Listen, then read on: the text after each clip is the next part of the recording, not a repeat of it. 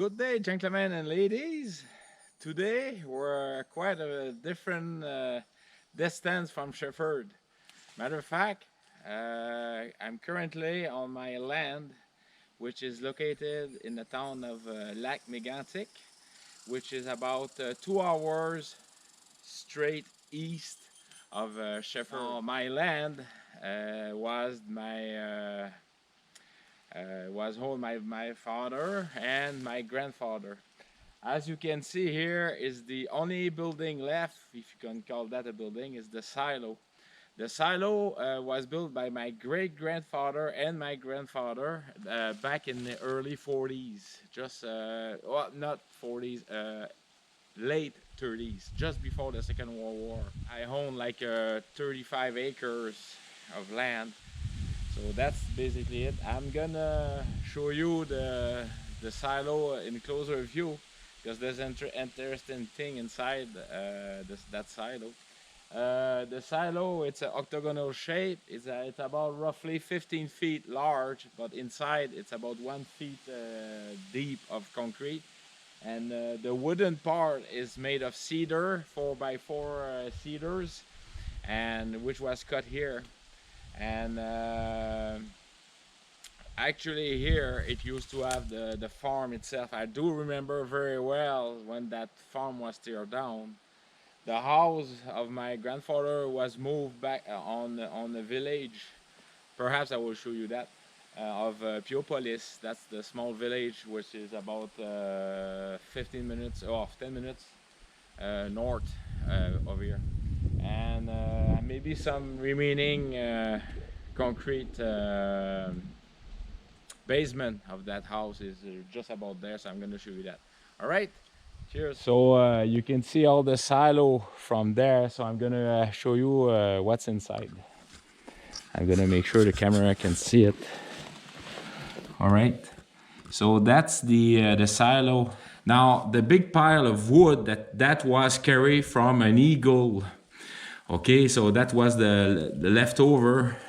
And the nest, I don't know if you can see it, but it's right there on the top. That's the nest of the eagle.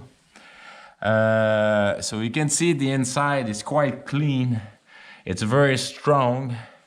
You can see some of the doors which was going to hold the silo stuff, all the hay, and so that's inside. It's still doing very strong. So I'm gonna try to attempt to show you what was inside of that house and the story, the basement and the story about that. That's gonna be tough to see, but here it used to be the foundation of the small garage that was also carried at the village. So that one is the corner. So it's because the ground is doing towards like this, so that was the foundation there of that whole garage. Okay, so I don't know how it's going to show, but that is a side, the north side of the basement. Here it's the west side, and what you see inside. Now I'm gonna try to get closer because it's a tough going to get there. Hopefully. All right. So I don't want to walk on there because there's a car under there, and well, believe it or not, you see that car here? That's the rear part. That's the hood. I'm gonna go on the other side to show you, but I must have been very young, but I had memory of my uncle, my grandfather, my mom. The street, there's the street which the house is located is right there, and they had no tree. I had memories of that car getting pushed, hand push, and throw in that pit in there. I think I was 3 years old, and one of my uncle confirmed I was there, so they cannot believe, but I do remember very well to see that car getting thrown in there. There's another car here. I don't know what was the story about it, but it was many years ago. It was thrown in there. So I'm gonna go on the other side, try to show you the front part of it, or maybe the inside of the car. Just hold on. It's a very old car. I don't know which model it is, but it's pretty much rotted. All right. So I'm gonna attempt to go around and show you. All right, gentlemen. So this is the front part of that car. So this is the right light.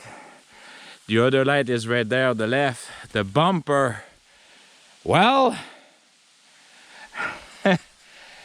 I guess I know where that yellow paint of mine come from.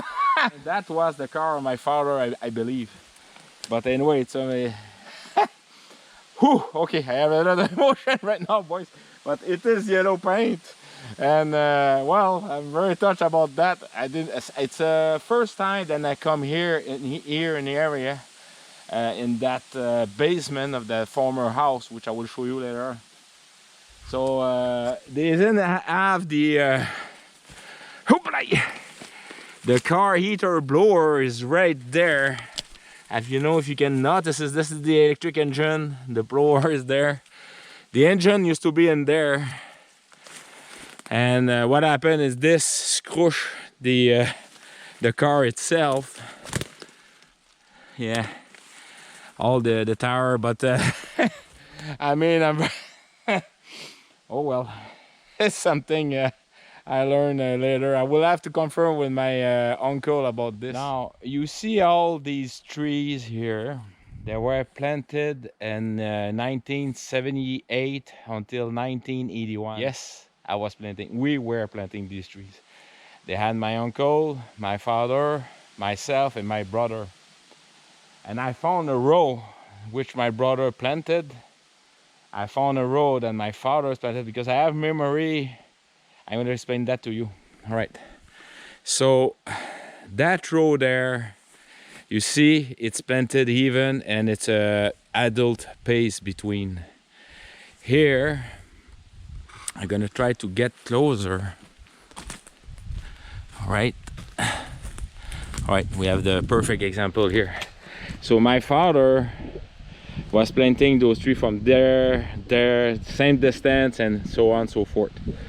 Here, since my brother had smaller step, my brother, I was the one on the left, my brother was in the middle, and my father was there. So my younger brother, which Remy, was about 7, 8, 9 years old, so he had smaller step. So that's why you see the distance there, and there he was planting closer step. He was doing like 4 step, and then my father was doing 4 step, which would mean a greater distance. So you can see 1, 2, 3. So he planted so many trees, and as you can see, I'm gonna try to step back. My father like planted really straight, and sometimes my brother get distracted and he planted a tree on the right and sometime on the left. And you can see the following row, he didn't plant any tree, he went on left and the right. So yes, these trees overgrow myself pretty much. They're roughly 30 feet.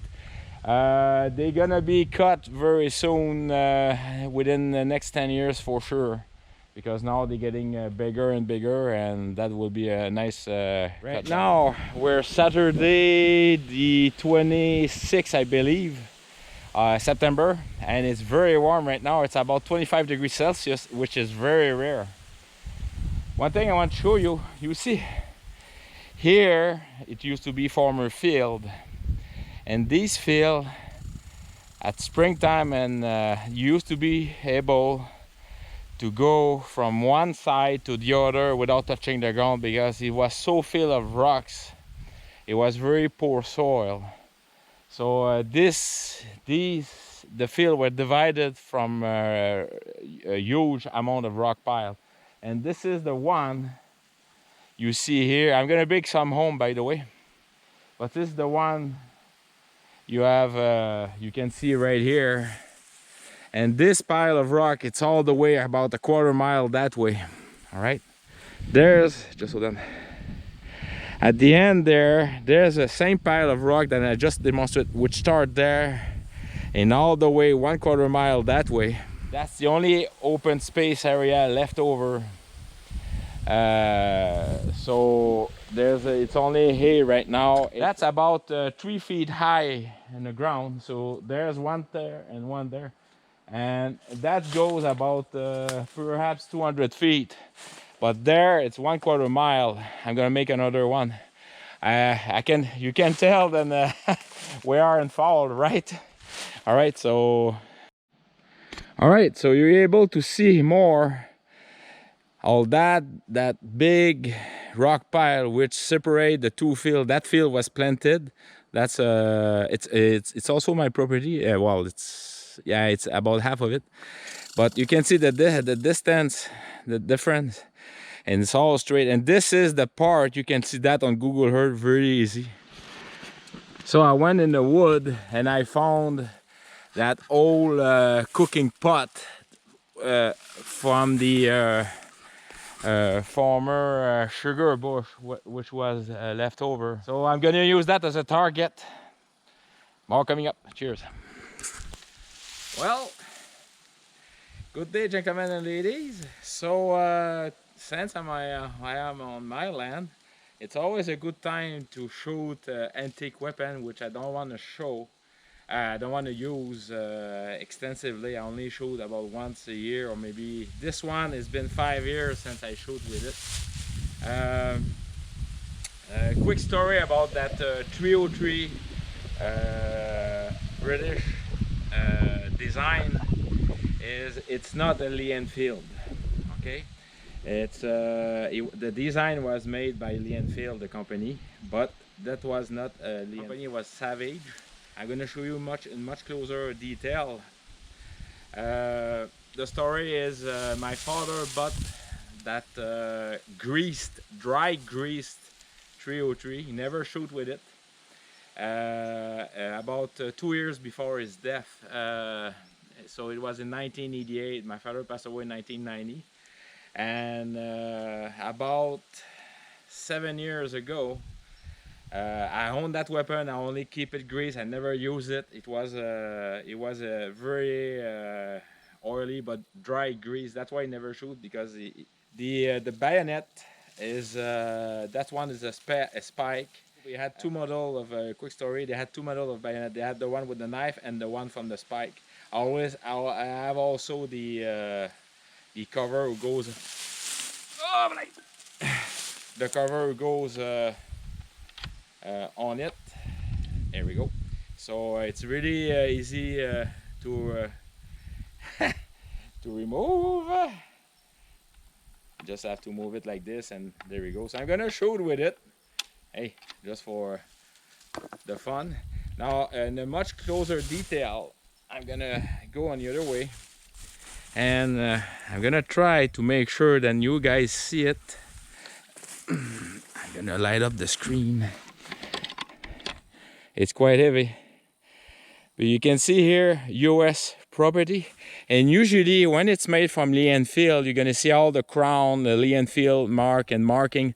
There's nothing, only the serial number, the company crest, and if I go on the other side, there's nothing left. Okay. Oh shoot, where is it written? Okay, yes, right here. It's you can see here, it's a number 5. It's a 5 or S for Savage, I don't know. Number 4 Mark 1 with a star on the side, so you can see that. Okay. Quick story. So what I've done to put it back in the service, I completely remove all the wood from it, and then all the mechanism, I put it in a bath of Varsol for a good month. And after a month, I was starting to pull through in a cannon and start to clean the stuff from that. It was almost like honey grease, but it was grease, but it was really dry, like almost hardened. But with the Varsol, I managed to clean it. Then I went to see a weapon specialist who gave me some advice how to clean the rest. So I did clean it, and then at the end, I come back to see him to make sure that it was commissioned. All right, so he did check the distance from the bridge block, the bolt action from the cannon, everything was fit, and he said, you know what,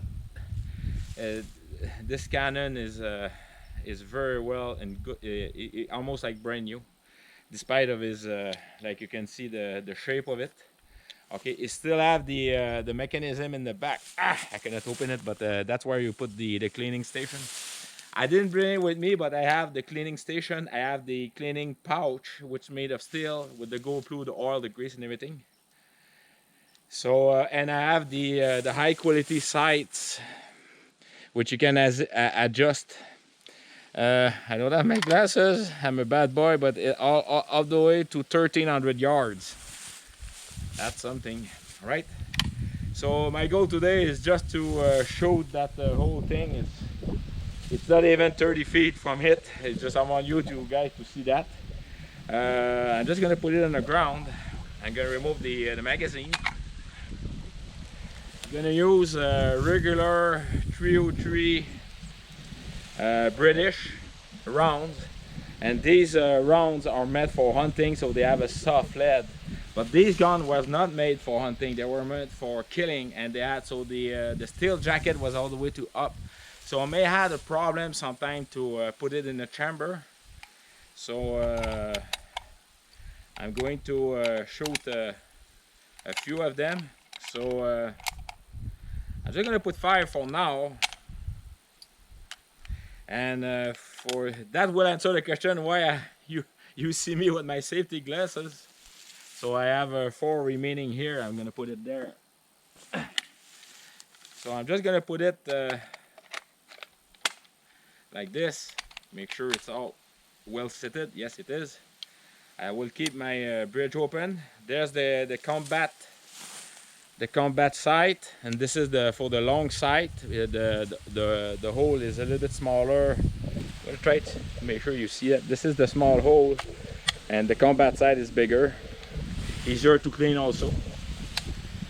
Now, what I'm going to do is put my my safety here on it. All right, put my glasses. And I'm a little bit about I'm about 3 feet higher, so I'm aiming down. So that way, there's a house about a mile away on that direction, but they had to go through the wood.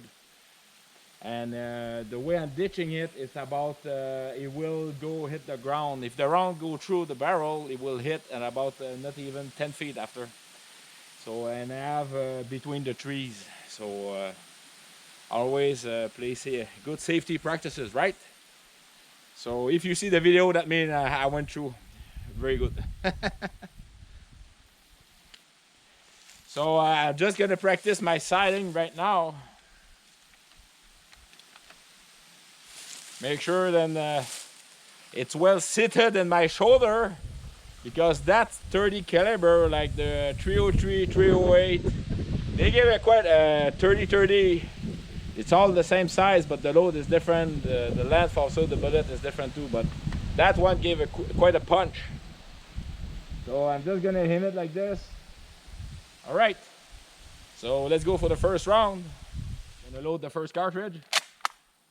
It's loaded. I'm gonna put the safety on it. I'm gonna try to find a good spot. I'm gonna go with the combat sight. All right. Shoulder high, good pad. like this.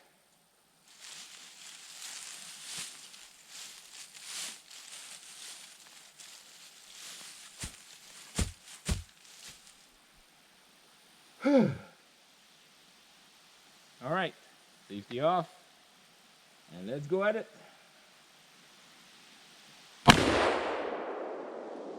That's the first one, right in the middle. It's not too hard to miss. Right there. Let's load the other one. About 1 inch lower. Shit, I will look at it. That's the other one.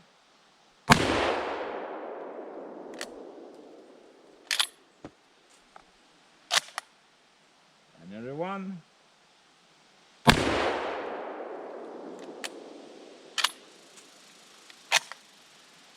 Last one.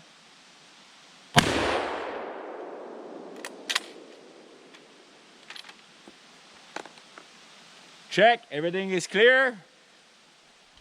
I'm gonna keep it open, and we're gonna go see how it looks.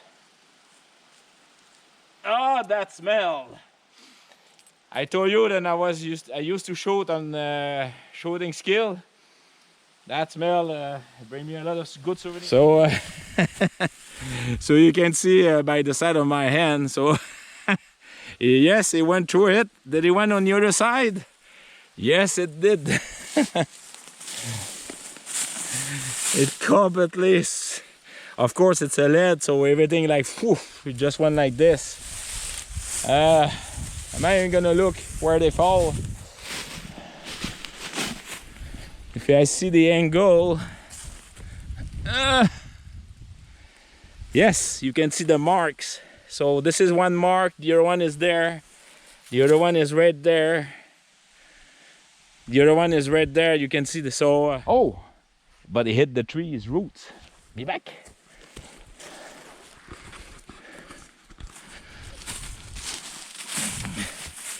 You can see, just hold on. You can see strike the tree here. So let's shoot the last 4, and that will do the wrap up. All right, so I'm gonna put my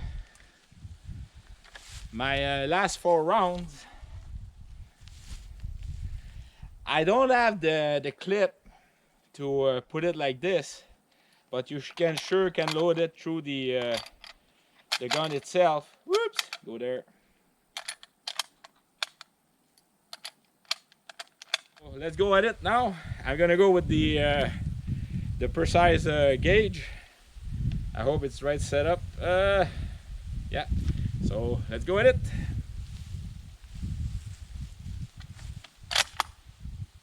Safety.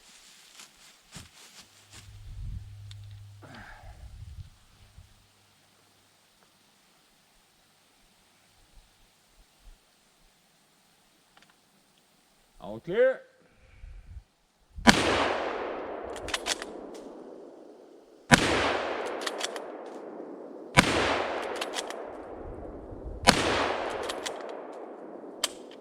There we go. Yes, I went a bit fast, but I just had fun with it. All right, so everything is clear. Weapon is clear, boat open. I'm gonna put it down here, and let's go see the target. Not too bad for rapid fire, right? So I had one there on the side, the other one there. So 1, 2, 3. I remember those 2. 4. That's the 4th one. Yeah. So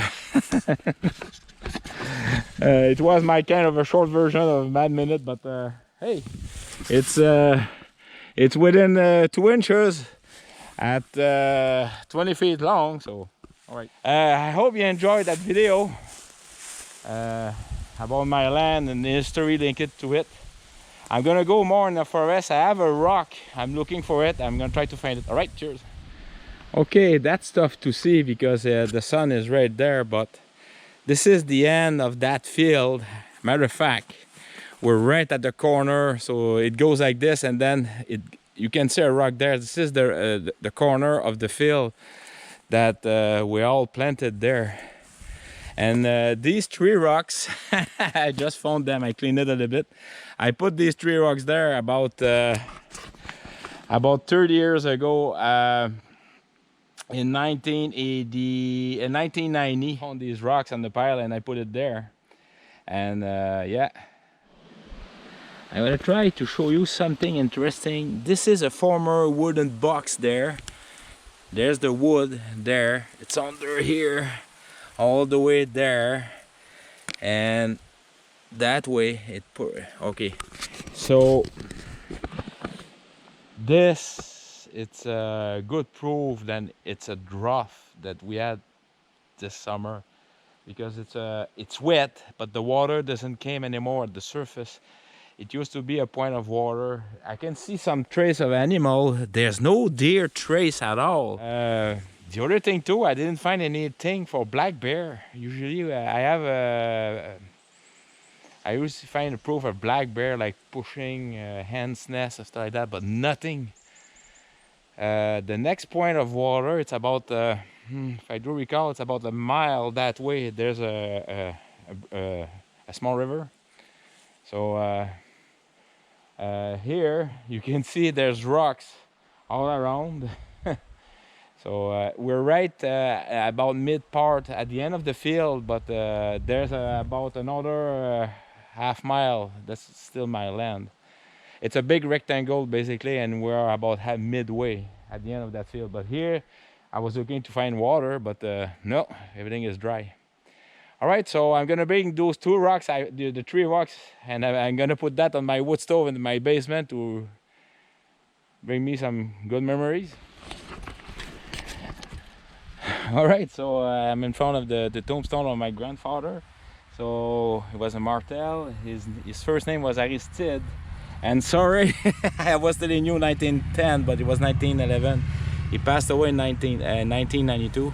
My grandmother, Colette Martel, she was born in 1913, and she died in 1987. She was a Morel. My grandmother was a Morel. She was a nurse, and my grandfather was a Martel. All right, so I am in the cemetery of Piopolis. You can see the church down there. I'm gonna show it to you. That's where I did my first communion, by the way. So all right, cheers. You see all these small crosses. All right, so we are on the top portion of the cemetery. All right, and all these small crosses, they had a reason, an exact reason why they were put like this. I will write you down, but I guess it were not baptized or something for the region, but they were basically all infant, which were here in the cemetery, and they were on the side behind the cross. But I don't want. I'm not quite sure about it, but I remember I did ask my grandmother why was that reason, and because it's something with the religion. I don't want to. I like to give you the correct answer. I will ask my mother about that. But usually, like all the ages are, they're all less than 2 to 3 years old. So, all right, gentlemen. So this is the and ladies, this is the church of Piopolis. That's where I did my first communion. So I'm just gonna, if I can look inside. Let's go at it. All right, cheers. All right, as you see here is the uniform of the Zouave Pontifico, which was the army who went to help in Italy to liberate the Pope. I don't remember the years, it's written in there, in 1868 until 1870. And when they went back, they founded the village of Piopolis, not here, but the village was moved. They put it closer to the lake to have service during the summer and the winter. So this is the church. You can see it. Not the first row, but the row after. That's where we used to sit when we go attend the church. So it's a typical church made of wood that you found in the Eastern Township. Here we go. Just a quick view of it. right? I'm not gonna go too much deep in history, but I do remember when we were sitting out there, or the Martel family, my grandma being upstairs during the church mass, and all my uncles, brother of my father, the brother and the sister of my father, but the uncle of my father too. All right. So, cheers. The beautiful color of fall. You can see that. I hope it's not too much bumpy.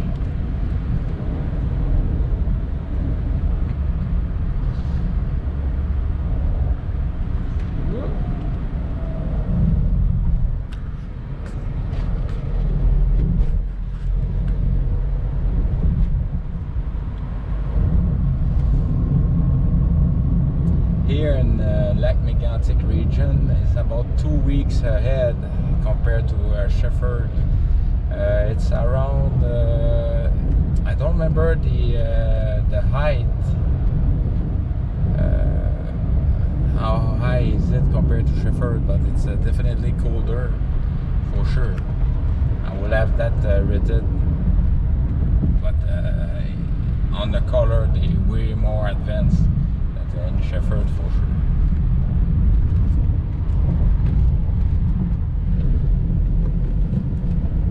I'm climbing a hill right now. It's quite steep, but I can look at the red color of these maple trees.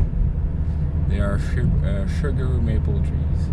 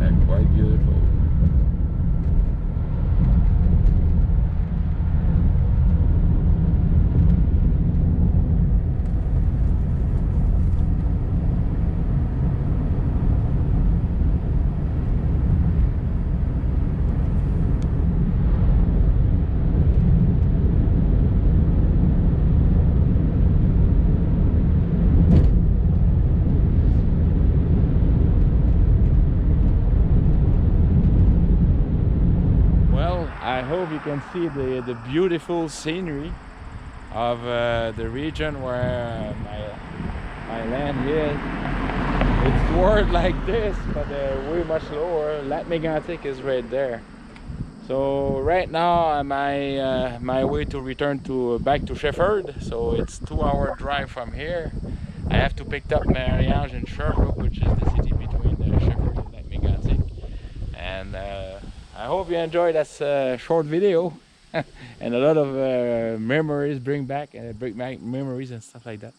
So please take care of yourself. Tomorrow I'm gonna help Joe finishing his roof. Hopefully we should be done with it. All right, cheers, bye bye.